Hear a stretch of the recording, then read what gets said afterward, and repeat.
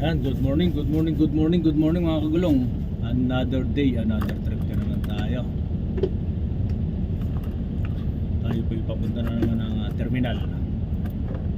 Nandito tayo sa JB ngayon eh. Saan ka dadaan? Dito na. Walang makadaan dyan. Ayan. Another day, another trip mga kagulong. Dito na tayo dumaan sa entrance at masikip kasi dyan.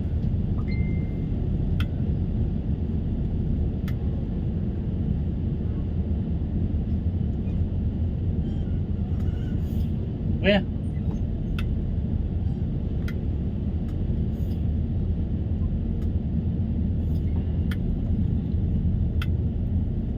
Lunes na naman, Monday. Yan, at malapit na naman ang malapit na naman ang Tagina mga kagulong. Malapit na naman ang Tagina. Kasi Lunes na may pasok na ang mga estudyante. Tapos na ang bakasyon. Okay lang sana kung ang bakasyon eh tuloy-tuloy, kaso may hangganan talagang bakasyon, kaya Tagina na lang ang biyahe. Meron yan ngayong June. Ngayon pagpasok ng June, sure bull yan. Mga kalahati ng June, mahina na yan kasi pasokan na eh. Pero sa ngayon baka sakaling malakas pagawa ng Monday, nag-uwian pa lang yung mga estudyante. Baka sakali. Ayan, at nandito na nga pala sa terminal. Dito na tayo sa terminal. At yun, hintayin natin si Trayo na makalis para tayo naman ang papalit.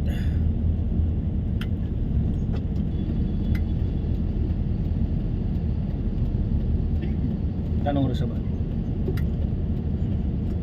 Buwan. Sino ba yan yung ano? Ano, 12 buwan? Oo.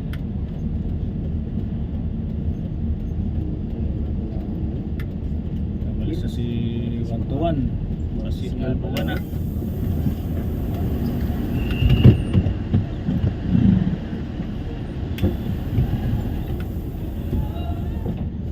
Maaga pa lang, gising na si Kagulong. Kape sa tabing kanto, sabay ng ngiti at tambon.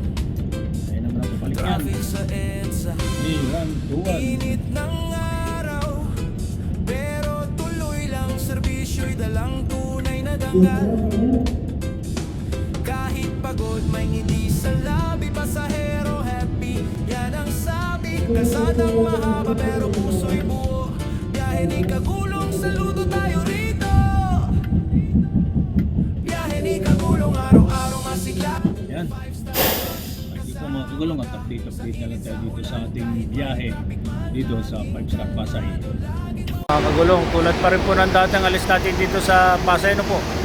12:30 pa rin tayo dito sa Pasay. 12:30 mga kagulong, 12:30. Ayan. At yan po yung mga bus na nakapila ngayon dito sa Pasay. Tulad pa rin ng dati ang mga bus dito. Sa dulo Tarlac, sumunod Cabanatuan, Dagupan, San Carlos, Manawag, at yun. Kompleto pa ang bus natin, wala lang tayog. At saka, ayun, tayog lang, wala tayog. Sige po mga kagulong, at update na lang po tayo sa ating biyahe. Salamat po at maraming magandang umaga sa inyo lahat.